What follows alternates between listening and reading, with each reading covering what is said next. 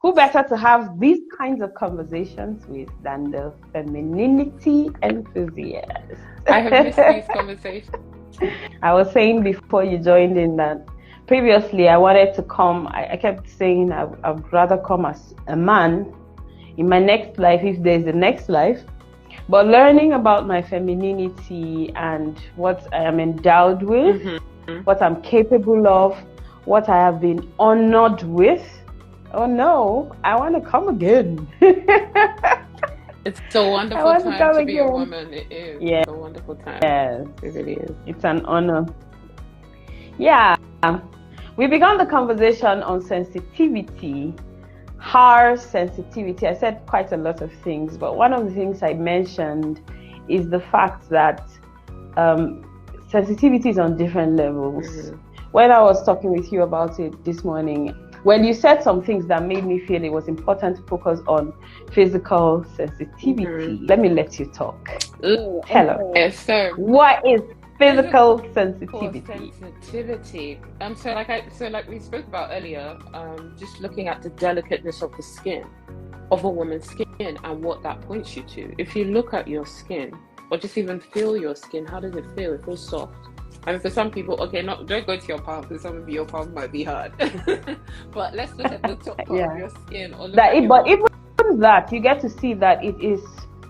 Okay, so let me give an instance, a practical instance, right? So I used to have really hard palms, really, really hard. Like my husband used to tease that it was scary to shake my hands because, yes, it was that hard. Oh no! So I realized years later that it was because I was trying to be a tomboy. There were a lot of things that were masculine about me, including my palms. Wow. So when I shake a man, I would shake like a man. So you feel the strong grip from my very hard palms. Okay. But as I unfolded in my femininity, as I got to understand, this is very practical. It's crazy that it's the truth, right? But right now, my husband touches my palms and is like, please, what's going on here? Wow. Wow. It's so feminine. Oh my God. Yes, please go ahead. So even that, I love that example as well. Even that, it's that knowledge in itself, and when you start making these changes, you start seeing the difference. So going back to what I had said about how I wasn't taking the indicators of this sensitivity in my own self. Look at the delicateness of a woman's skin. What does it point to? What is it showing you? What is it telling you? You know, you're looking at it, it's like, okay, depending on your level of sensitivity. So like, obviously, I think you were saying something about us going to get Amala the other time. But going to certain places, I might not be comfortable. It's not because I'm trying to be snobbish or I'm trying to be any type of way. I'm like, I might get irritation on my skin. I know there's certain times of the year when I'm in the UK, I start having hay fever. And just even recently, I was in a car, I went on a drive where were we going? I think we were going to church. But I noticed that anytime I get in the car and I'm not the one driving, I get motion sickness. So that again is an indicator to my sensitivity. So it shows up for me in different ways for me to actually see my level of sensitivity. And I'm like, okay, I need to start taking that more seriously. It doesn't mean I'm trying to be pampered. It doesn't mean I'm trying to have special treatment, but I feel like it's a level of self-awareness. So if you know this is not good for me, I shouldn't be doing that. I shouldn't be engaged in that. It's that self-knowledge. So again, going back to your skin, you know there's certain products that you use. There's certain products that you would just stay away from. Why? It may cause a reaction. You may start having burn. It might change the color of your skin. You know, all of those different things that you're like, I don't need to do that. So what do? You use the thing that is compatible with your skin that maintains that. So like that's you being feminine. It's you because you're paying attention to that, what your skin in itself is telling you. Right? So when I again pay more attention to the skin and looking at the skin and seeing, okay, delicate, what does delicate mean? Fragile. So any little thing. So I go back to, again, I'm just going to point to my own sensitivity. Any little thing, my skin can just react. So if this is a pointer on my skin, I should pay attention to other aspects of sensitivity in me. It's pointing to something. It's telling me something more, right? I think we were talking about pain as well. And again, what is that? It's also that sensitivity is giving off a sensor, right? So that's how you know if you put your hand in fire. If your sensor is working correctly, that's going to your brain to tell your brain that actually this is fire and this is burning and it's hurting me. You find that some people, they lose that connection. So sometimes they could probably put their hand there and not even realize that something was harmful, right? Yeah. So again, that sensitivity is there to help you detect something that's good for you or not good for you. So going back not good for you. So going back to my example now of skincare products. If you're that intentional and deliberate about skincare products, then you also need to be paying attention to what that's saying to you about other aspects of you being a woman, right? So I'm just thinking of situations where you hear men complaining, why are you buying all these things? What is the problem? Why do you have to get all these products? And I'm sure that many women do not realize it. But I had a conversation with a lady and she got to tell me that she didn't used to care. Okay, let me not even go far. I didn't used to care. I didn't used to care, like whatever, let's just up and go. There was a time I wasn't even applying anything on my skin. But when I started, to be honest, it is knowledge of femininity. When I started taking these classes on sensitivity and the fact that you don't even care, it's a problem. There's a problem. It's an indicator. Exactly. That is telling you something is off. So I started asking myself, why don't you care? And of course, I'm sure that as we advance in the conversation, we're going to talk about the reasons why this particular feminine trait may be missing, lacking, in women. And as I paid attention to these things I was learning, I decided to start getting products on my skin. I started liking how the way my skin felt, the way my skin glowed, and I'm like, okay, that makes sense. Why a woman should? I mean, that's what you are. You are soft. You are delicate. That's what the sensitivity means. Yeah. Please go ahead. So, you know me, I always have all these different examples and analogies. So I'll give two. One, looking at an egg. You look at an egg, right? And okay, let's say you go out to the shops, you go and buy some eggs. You're careful when you're holding it, aren't you? You don't want to break it and make it. You want it to get to the destination. You want it to get to where it's supposed to go. Do you say that the egg is weak, or do you say the egg is fragile? Right? The egg is fragile. The egg is fragile. So you want to make sure that you're holding it well. You want to make sure that you're looking after it well, so you can get it to its destination, and then you do whatever it is that you want to do with the egg. So look at the same thing and look at yourself. How many of us as women actually see ourselves or see our body? Okay, now let's go to our physical body as fragile and delicate that we need to care for.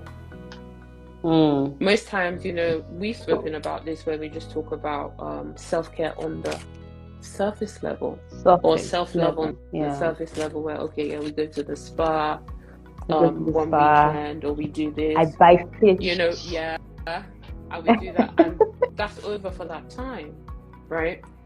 But how are you actually showing care to yourself? So that delicate person, how are you paying attention to that delicate person? How are you paying attention to what that is telling you? That delicate, not weak person. That delicate. Society has consistently mistaken our delicateness, our sensitivity for weakness. So we are thrown, like when you express this sensitivity, that you are overdoing it. You are overdoing is I know that, well, from conversations with you, I've come to understand that there are virtues and vices of these feminine traits. We won't go into that today, but we are talking about the traits right now. We're talking about feminine trait sensitivity.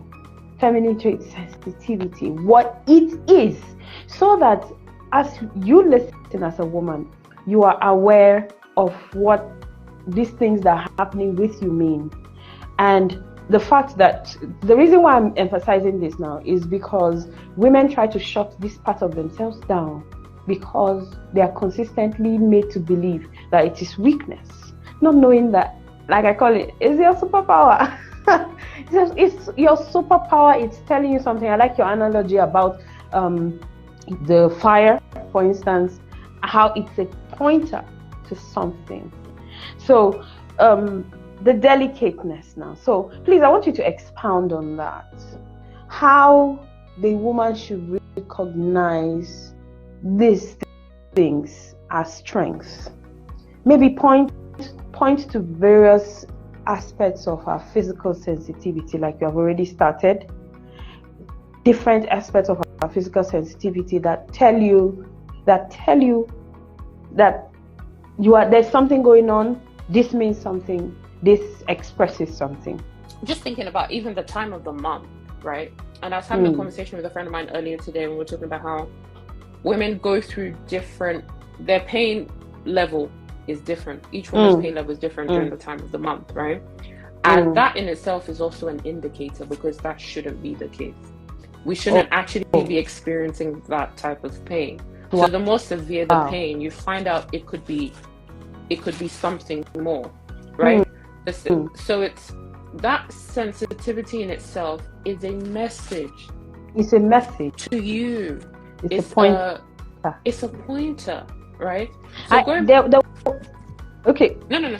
Please don't forget what you want to say. I'm remembering one of the conversations you and I had, and we talked about the time of the month and how science calls it, or biology gives it, various definitions and various explanations. How they call it mood swings. Yeah, they call it mood swings. They say you have mood swings, you have emotional, whatever. Are you bored? I have this app that they ask me all these questions to try to understand what's going on with my body.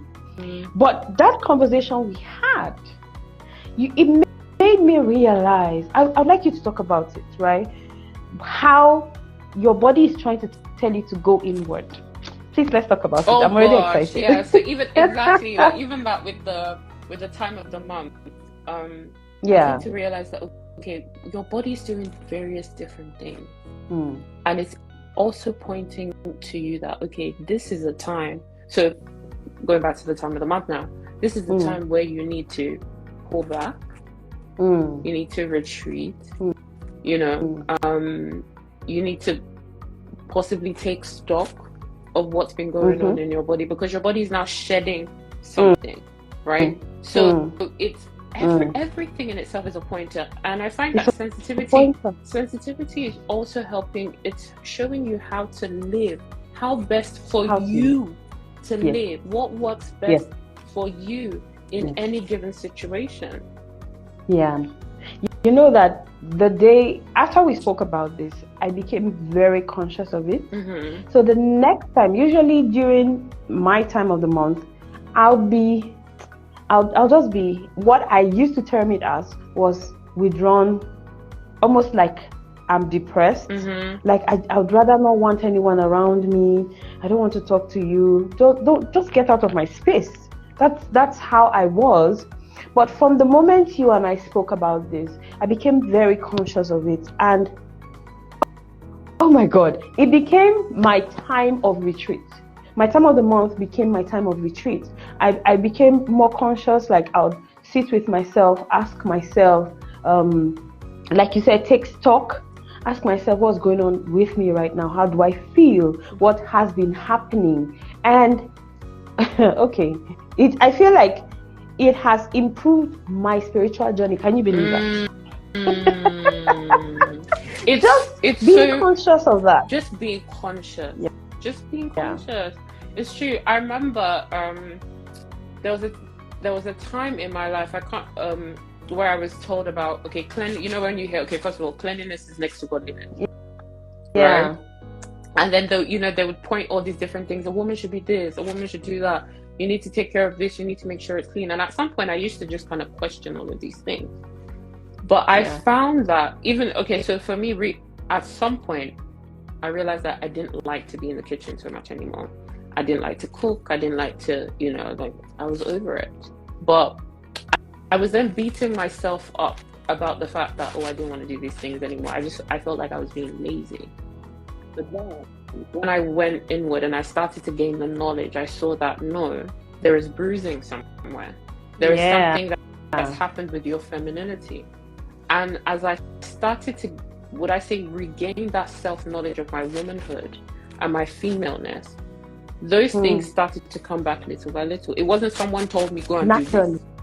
Oh my God. It wasn't someone told me, go and do this. It's like that sensitivity or that pain, that detector, that thing that's going on, is showing you something is wrong. You're not quite in alignment. Pay attention to that. What's happening? Let's see what's happening here, so that you're able to correct, right? But if you're not paying attention, I was having this conversation with my parents yesterday, and we were talking about how women go through so much stress, mentally, physically, emotionally, all of that. Physically, we take on so much we shouldn't take on. And again, going back to my egg analogy, you can't be running around with a bag of eggs now, can you? Yes. Why would you do that? Yes. It just doesn't make sense. So the same way because of what it will do to the egg. Because of what it would do to the egg. So there's certain things you go and expose yourself to that you should not expose yourself to. Where you're thinking, oh no, I can handle it. I'm so strong. No, come on. You're not looking at it the right way. It doesn't. Looking at it the right way. You're not looking at it the right way. It doesn't mean, again, going back to what I said, it doesn't mean that you're being lazy. It doesn't mean you don't want to work hard, but you just have to work differently. That's what it's telling you. You just have to respond to what your body is pointing to, whatever is going on is pointing. Your baby is crying and it's offending you. It gets to you. Like you are hypersensitive to the cry of the child. It's a pointer to something. Your baby is not the problem. It's you. Something's going on. Something is going on with you that you need to fix. That's your sensitivity speaking. That's your sensitivity pointing you to something. Because ordinarily, normally, naturally, for a dynamic woman, when your child cries, it should tug at you. Because your child is sending the message. It should tug at you. It should pull you to go to comfort the child. And respond correctly to the child. Because you have the adequate help that the child needs. But if it is an irritant, there's a problem. Then something is off. How is it our parents gave birth to 10 and they were good? And that is in context, okay? Because you need to talk to our parents to know if they were good. Really not all of them would say yes. One of the things that our parents had that cushioned the effect of what we are experiencing now is the presence of help. Our parents lived in a communal society at a time when there was help available. I mean, I remember my mom used to tell me how after she gave birth, they'll be taken to the fattening room, and there'll be people taking care of you, feeding you, bathing you, taking care of the baby, giving you the comfort you need for months. And then when you are being sent back to your husband, you are sent with help. At least one person is going home with you to help you. Oh wow, that sounds lovely. That was the life they were familiar with. But we are in a time, for instance, one of the things that pushed me into the main thing that pushed me into postpartum depression after my first child was the absence of help for me. So my sensitivity was heightened. That's where this conversation is going to. My sensitivity was heightened. I was, even at this, when I had my second baby, my last baby. Hello. Oh, last now. Is it last? Really? Yeah. I started feeling like I was drowning too because of the many things I had to deal with by myself. Oh. But this time I was more conscious. So this is sensitivity at play, pointing you to something. Your body needs rest. I believe that sensitivity telling your body needs rest, your body needs to pipe down, your body needs to rejuvenate. Your body needs to be by itself. So you're not responding to that. Of course, the antennas will just be ringing. The same way, I know there's this analogy you like to make about the phone, the sensitivity of the phone. If the phone is not responding the way it should, there's an alert of something going off that you need to fix. Quickly, just tell us some of the ways that we could manage this, right? This so-called weaknesses that are actually our sensitivity at play. How do you manage it? How do you manage yourself such that, because women go into feeling having low self-esteem because these things feel like they're weaknesses. How do you manage it? So that's what I'm saying. So the first thing would be, do not call it a weakness, because it's not. Do not call it a weakness. Awesome. A weakness. It's actually there to help you. That's number 2. It's actually there to help you. Awesome. So don't look at it as a weakness. It's there to help you. Now, when you see something as help, you lean more into it. You become more curious. You be more attentive. You be more attentive. Like what you said. You said when you then started to get the knowledge. Now, you have this knowledge that it's not a weakness. That is embedded in your mind. Then you have this knowledge that this is actually a pointer and it's here to help you. You have that in your mind as well. That does a shift. It does something for you, right? So anytime, remember, I think I had mentioned this before, but I'll say this again. Sensitivity, you either look at it from a point of reactionary or response, right? So response is you haven't said this before. Oh, I haven't. Okay, so I think maybe when I was doing content or something, I can't remember, but I think I must have done a video or something like that. So reactionary or response. Now, reactionary is the area of vice which we are familiar with, the negative, where we say, oh, women are very illogical. Women just... Thank you, everyone, for joining in. Sarah, thank you for always being here. And for those of you who are going to catch up later, send in your questions, make your comments. We are here to respond to them. Catch you again next week. Good night. And then you have the response, which is virtuous. But because you have not learned, you haven't even learned about this, so you don't know. And a lot of us are experiencing or expressing sensitivity from that place of brokenness. Bruised. So a lot of the time is reactive. We're reactive as opposed to being responsive. So now when you respond, you're responding in a positive way, right? So the outcome, when you respond is in a positive way, right? But then when so you're not defensive. Defensive. And so this knowledge in itself actually helped me. So there are times where I could then go back and go inward, and I said, okay, was that a reaction or was that a response? How did that make me feel? And if I have like agitation and on the inside I don't feel grounded, I don't feel that balance, I know that definitely was a reaction. So what you said again about being conscious and starting to pay attention. So even if you get into those places where you keep reacting, it's okay. Just start paying attention to it, because you might either see it as a pattern. Okay, there's something I'm not dealing with. What is it? Sensitivity is a pointer. It's there to help you. It's here to help you. So it's pointing you to something, and you're like, okay, something is off here. I'm feeling this type of way about this. Where did this come from? Why did I respond? Why did I react in that way? I know that our time is up, but of course you have triggered another question with the things that you said. I think that women need to know what we mean by being broken. by being bruised. Being bruised. What do you mean? What do we mean when we say that the reason why you are reactionary? I mean, I remember that when I was giving definitions of sensitivity in the first session, I said it's not reactionary, it's not attacking, it's not defensiveness, it's not you being all wild in your responses. So what do you mean when you say a woman is bruised, that it could affect her sensitivity? So when her femininity has been attacked, it could happen when she was a young girl.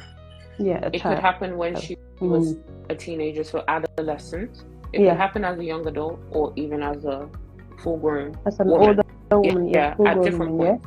And when I say that, it's basically your femaleness. Something about you as a woman was either maybe looked down on. So let's say, for example, now you were made fun of because you were curvy, or you were made fun of because you had big boobs. No, that's coming to attack you as a woman, right? Or you were made fun of because of the way you think. So those things that make you feminine or make you female, make you woman, is now being pointed at. Under attack. So remember when we spoke about this, looking at a young child now, and you make fun and say, "Oh, look at the way your legs are," or "Look at the way your nose is." Yeah. Practical example: when I was growing up, I was constantly being told that I had yam legs, and yes, by people around me, not my parents, as a matter of fact. So, but I was a little girl, and the people very close to me were telling me how I had yam legs, how my legs were shapeless, and for the longest, in fact, it is this year during my mentorship class that I looked at my legs and thought they were beautiful. I made a post this time about how I always felt like I was a bit much, my behind was big, and it made me very conscious of it. I would wear tops because I wanted to cover it. So this is me talking about the things that could have bruised me, and affected my sensitivity, affected my femininity as a child, from childhood. From childhood, the very first thing that could affect a child's sensitivity is the absence of a father's love. Because the first person who validates the girl, her femininity, is her father. The girl's father is her first boyfriend. Her first lover is her father. If a girl understands and receives love from her father from the onset, she would be able to love.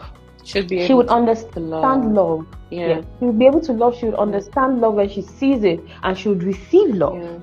So that's number one. He appreciates you. He points out your virtues. Your virtues. I was literally about to say this. You. I think it's so important for girl dads not to, when we say things like, okay, that expensive jokes. I personally, I don't like expensive jokes, right? Yes, I don't subscribe to that. I do not believe you should be playing those kinds of games with children. They don't understand you're joking. Yeah. Please give an example of that. So again, like the example you gave, like, okay, let me give my example. So for a long time, I used to be told that, I dance like a white girl. And that was said to me at a very young age. So now I was very conscious about the way that I dance. But then that was just, you're looking at it as just dancing, right? But that affected other aspects of my confidence. Right? You might make a comment in passing and I was just joking, but that thing has been embedded in her mind, right? Yes. So now when she's dancing somewhere, she feels someone might say that, oh, she's not looking, or she's not doing this way. Well, do you get what I mean? Or she doesn't know how to dance, that kind of thing. So at that young age, I would say and if we all look back, we probably would have stories from childhood where we were made fun of, or a parent said something to us that they probably didn't realize that they said as a joke. Joke. Like, look at your tummy, look at your big tummy. Oh, come on. Or look at your hair. I remember, and again, my dad probably doesn't even remember this. Right? And again, I was probably in my late teens when this happened, and I went natural. And I remember I had my Yeah, that's another thing I wanted to say. Please hold that thought. Okay. I'll remind you. So you said, that's another thing I wanted to say, that as a child advances in age, these things become critical. At the very beginning, it is more like the essence, the fundamentals, the essence, the energy you're releasing towards the child, the way you treat the child, the way the child feels around you as they age, as they grow older. It's not what you say. So that's why at that age, it affected you. Yeah. If you I tell, let's say when I know right now Ikan is 5, she's very conscious. Oh my God. So at that age, if I tell her something like that, it could affect her. But if she was 3, I told her, look at your hair. It probably won't get anywhere to her like that.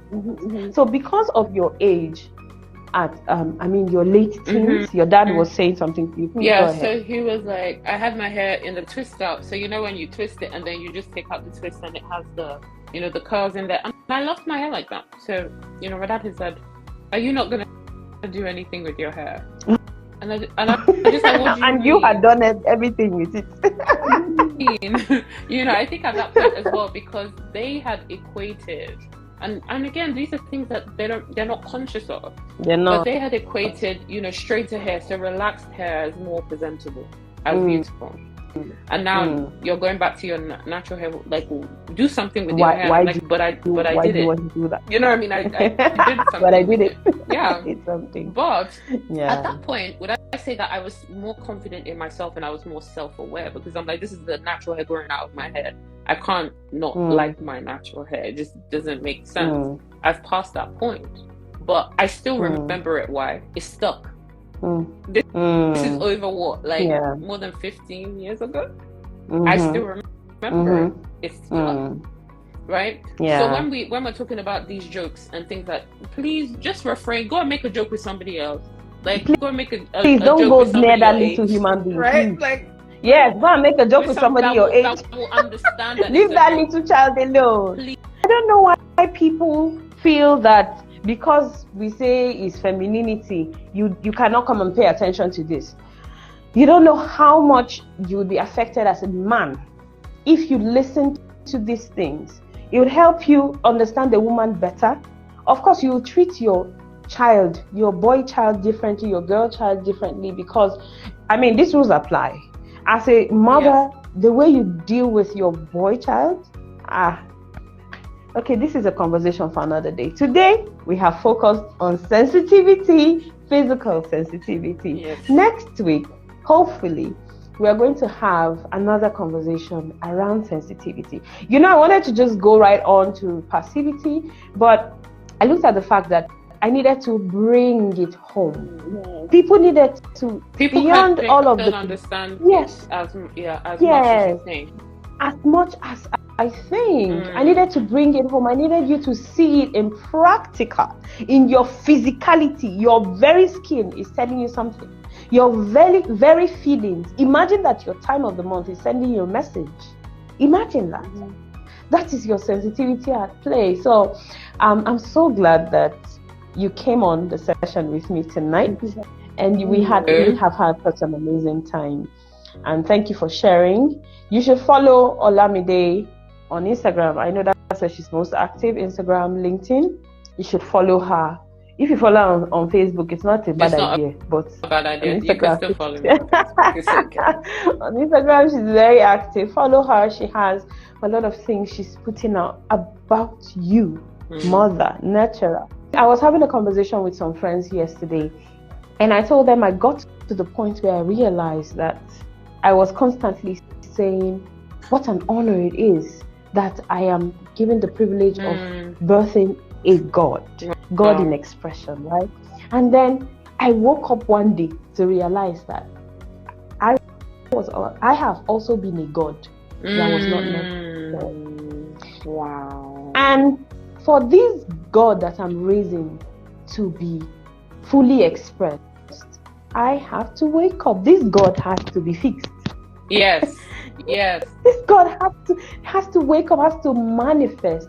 Otherwise, how do you know? Because you are of the same kind. You are from the same source. So how do you know what to do with the little God if this other little God does not understand her origin, her person, her expression? Yeah. So this is why my focus on, especially on the live sessions, is about exposing the woman to the woman. And I'm excited when we do this together, because I know this is your core calling, to expose the woman to her organic nature. Guys, follow Olamide. You will be grateful. You will come and thank me. Especially guys. Thank you so much. Follow. Especially guys too. You guys follow Olamide, so that you know. You keep asking about. They say the woman can never be understood. There's this video you actually made. You say, how can you say that? How do you say that? If everything else has been figured out, why do you think that the woman cannot be figured out? See, the woman has been figured out, and we are trying to share with you who she is. Come and learn. Come and learn, so that you have a better relationship. Olamide, thank you so much for being on the session. Thank you, Nurturer, for having me. It's always a great time. I'm grateful.